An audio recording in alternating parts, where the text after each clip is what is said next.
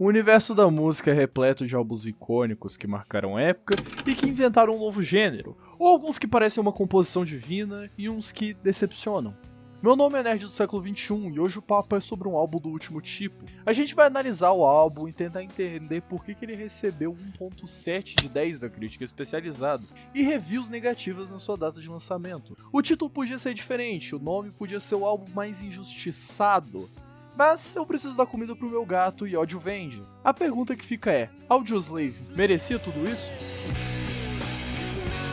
Lá pro final de 2002, o cenário do rock moderno testemunhou o nascimento de um colosso musical, formado por músicos lendários de duas potências do rock americano.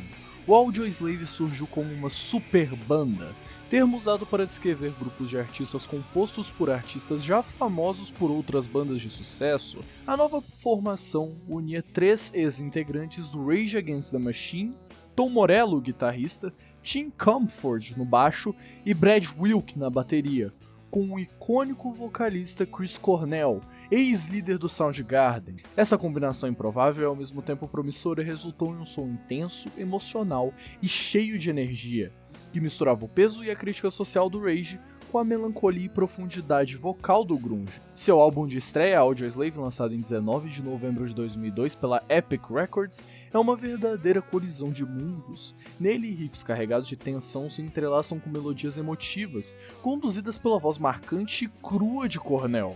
Faixas como Colchais, batizada em nome ao famoso líder indígena Apache e carregada de energia explosiva, abrem o álbum com uma força bruta que é difícil de ignorar. Já canções como Like a Stone mergulham em território mais introspectivo e existencialista, onde Cornell canta sobre saudade e espiritualidade, com uma intensidade quase hipnótica. Essa música em especial renderia à banda uma indicação ao Grammy em 2004, na categoria de melhor performance do hard rock. Antes mesmo do lançamento oficial, o álbum já causava alvoroço.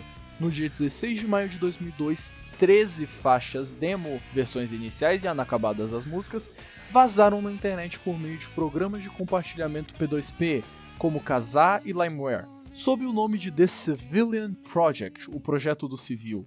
Segundo o guitarrista Tom Morello, o vazamento foi um golpe duro para uma banda ainda em formação, já que as versões disponibilizadas não refletiam o verdadeiro trabalho da banda.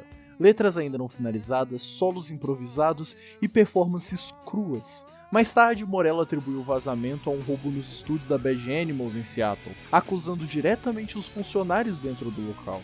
Apesar do contratempo, o Audioslave foi lançado com grande impacto, entrou em direto na 7ª posição da Billboard 200, vendendo 162 mil cópias só na primeira semana. Em menos de um mês conquistou o disco de ouro nos Estados Unidos e em 2006 foi certificado como triplo platina pela RIAA, Recording Industry Association of America, o que significa que mais de 3 milhões de cópias foram vendidas no país, um feito colossal para um álbum de estreia. Contudo, a recepção da crítica foi bem polarizada. Alguns jornalistas especializados chamaram o disco de previsível e excessivamente polido, criticando principalmente a produção de Rick Rubin, um produtor renomeado conhecido por trabalhar com artistas tão diversos quanto Metallica, Johnny Cash e Red Hot Chili Peppers. Críticos com os da Pitchfork Media atacaram duramente o trabalho, considerando frio e mecânico, sem alma. Já os outros viram no Audioslave uma centelha rara de autenticidade, comparando seu som ao peso clássico das bandas como Led Zeppelin e Black Sabbath. Para esses, o disco trouxe uma lufada de ar fresco para o rock do início do século XXI, então dominado por fórmulas desgastadas. O Audioslave, portanto, é mais do que um simples álbum, e é o registro do nascimento de uma banda que usou focos distintos em busca de algo novo. É o som de 4 músicos redescobrindo a própria essência criativa, enfrentando expectativas esmagadoras e mesmo assim entregando um trabalho que ecoa até hoje no corações dos fãs do rock. Apesar do sucesso estrondoso e da formação estrelada, a Audioslave dividiu opiniões. Enquanto uns viam um novo gigante do rock surgir, outros acusavam o álbum de ser excessivamente polido, sem alma e longe da energia crua esperada. Mas será que essas críticas fazem sentido? Vamos mergulhar faixa a faixa e descobrir o que realmente pulsa por trás desse disco. Mas antes da gente continuar, se inscreve porque eu tenho meu gato que tem que comer e manda para um amigo seu que me ajuda bastante. Sem mais delongas, vamos para a análise do álbum. O álbum começa com uma voadora, começando com Cold Chies, batizado em homenagem ao famoso chefe Apache que liderou a resistência contra o exército americano no século XIX. A introdução explosiva da faixa é literalmente uma sucessão de acordes estrondosos e distorcidos, soa como uma bateria antiaérea e serve como um verdadeiro chamado à guerra. Tom Morello, com seu estilo único e quase alienígena de tocar guitarra, cria uma paisagem sonora caótica e elétrica, enquanto Cornell grita com a convicção de um profeta enfurecido. A letra, no entanto, fala mais sobre sua fé e decepção espiritual do que sobre o guerreiro indígena. Chris Cornell afirmou que a música fala sobre a espera por algo divino que nunca chega. Essa tensão entre o espiritual e o terreno é marca de sua composição ao longo do disco. Talvez a canção mais famosa da banda, Like a Stone, é um hino de luto e solidão. A melodia suave e triste contrasta com a força bruta do instrumental do Rage Against the Machine, revelando um verdadeiro DNA híbrido da banda. A letra fala sobre alguém esperando por alguém que já se foi, seja um amor perdido, um amigo ou até mesmo um ideal divino. Há um ar fúnebre, uma quietude fantasmagórica, que paira sobre essa faixa. Muitos interpretam a música como uma meditação sobre a morte. Chris Cornell revelou em entrevistas que Like a Stone é sobre uma pessoa que passa a vida inteira se preparando para o além, esperando encontrar os que perdeu. É uma canção existencial com versos que evocam a solidão dos quartos vazios e a esperança silenciosa por redenção. A faixa Show Me How to Live traz o peso clássico da banda, com uma bateria poderosa de Brad Wilk e riffs contrastantes do Morello. Aqui, Cornell canta com uma fúria descontrolada, quase como se estivesse implorando por orientação, enquanto questiona as próprias origens do destino.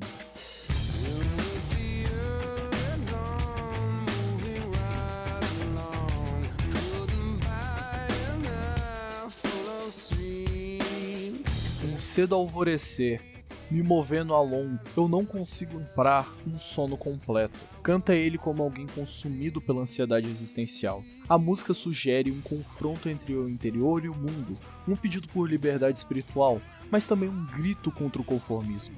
O clipe da música foi inclusive banido de várias emissoras por mostrar cenas que pareciam incitar direção perigosa, ou algo que combina com a atitude não domesticada da faixa. I Am The Highway é uma das baladas mais emblemáticas do álbum, carregada de metáforas sobre liberdade, solidão e autossuficiência, e ao declarar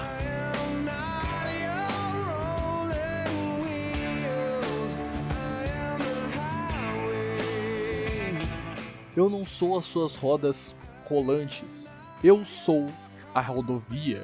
Cornell se distancia das expectativas e das relações dependentes, afirmando a sua autonomia. O tom melancólico da música reflete a própria jornada do Cornell.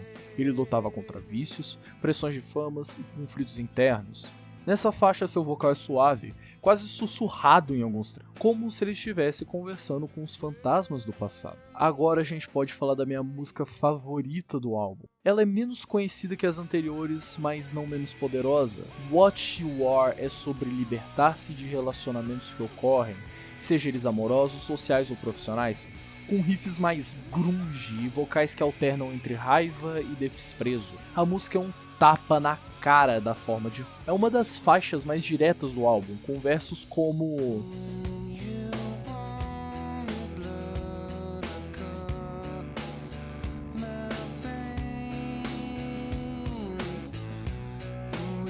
Quando você queria o meu sangue, eu cortei as minhas veias, retratando uma entrega doentia que finalmente encontra uma ruptura. Quando o Audioslave chegou no mercado em 2002, as expectativas estavam nas alturas. Afinal, tratava-se da união entre 3 membros do Rage Against the Machine e o vocalista do Soundgarden. Era fácil imaginar que o resultado seria explosivo, inovador, uma síntese do melhor dos anos 90, com uma visão fresca para o novo milênio. Mas o que muitos encontraram foi um disco que, embora tecnicamente competente e cheio de personalidade, parecia não corresponder ao peso dos nomes envolvidos. E foi aí que começou a cisão. Enquanto alguns viam o nascimento de um novo titã do rock, outros o enxergavam como uma decepção morna e superproduzida. Críticos mais exigentes acusaram o álbum de soar genérico, controlado demais, como se faltasse alma. Algo especialmente ofensivo para os fãs das bandas que sempre cultivaram a rebeldia e sua essência. A Pitchfork, conhecida por seu tom ácido, foi uma das vozes mais duras. Atribuiu ao álbum a nota de 1.7 de 10. uma pontuação devastadora. Em sua crítica, os autores não pouparam palavras ao chamarem o disco de o pior tipo de álbum de um estúdio de rock, rigorosamente controlado, formatado para soar importante, mas completamente desprovido de calor. E eles ainda criticaram as letras do Cornell, chamando elas de inarticuladas, e acusaram o produtor Rick Rubin de polir demais o som, criando um trabalho frio e sem identidade. Essa frieza apontada por alguns críticos pode ter justamente da tentativa da banda de encontrar um meio termo entre estilos tão diferentes. O Rage Against the Machine era conhecido por uma fúria política e composições cruas, enquanto o Soundgarden explorava sentimentos densos, quase poéticos. Audioslave em seu primeiro disco não abraça totalmente nenhum dos dois caminhos, e por isso para alguns acaba ficando em cima do muro. E ao mesmo tempo, para muitos ouvintes, essa combinação inusitada foi justamente que tornou o álbum interessante, uma busca sincera por algo novo, mesmo que imperfeito. No final das contas, Audioslave dividiu opiniões porque tentou ser mais do que a soma de duas partes, e nem todo mundo estava disposto a aceitar esse algo novo, e que esse algo novo soaria algo diferente do que eles esperavam. E talvez seja exatamente por isso que o disco continua sendo debatido até hoje, por sua coragem de arriscar, mesmo sob o peso imenso das expectativas. Audioslave não foi apenas um álbum de estreia, foi um experimento ousado, um choque de mundos entre a energia incendiária do Rage Against the Machine e a melancolia do Chris Cornell. É um disco que nasceu sob enorme pressão, cercado de expectativas irreais e por isso mesmo acabou dividindo tantas opiniões. Para alguns foi uma obra sem alma, polida demais, distante da crueza que se esperava. Para outros foi uma fusão poderosa, que deu uma nova vida no rock do começo dos anos 2000. Mas, independentemente das críticas, e até da nota duríssima de 1.7 no Pitchfork, o tempo foi generoso com o álbum, com mais de 3 milhões de cópias vendidas só nos Estados Unidos. Audioslave sobreviveu não só como um sucesso comercial, mas como um retrato honesto de uma banda tentando encontrar sua própria voz no meio de um caos. No fim das contas, esse disco não pode ser perfeito, mas talvez seja exatamente essa sua força. Ele é humano, vulnerável e cheio de contrastes, assim como os artistas por trás dele, e é por isso que ele ainda vale a pena ser ouvido, revistado e redescoberto. E falando pessoalmente, tinha muito tempo que eu não escutava um álbum bom mesmo. Um álbum que fazia você pensar diferente, um álbum que mexia com você, sabe? A última vez que isso aconteceu comigo foi com o álbum The White Goose, que eu posso falar no futuro, do Camel, ou quando eu descobri Tool uns 2 anos atrás. Mas por hoje é só. Mesmo esse vídeo não sendo um de Warhammer, que o Imperador os abençoe. E até mais ver.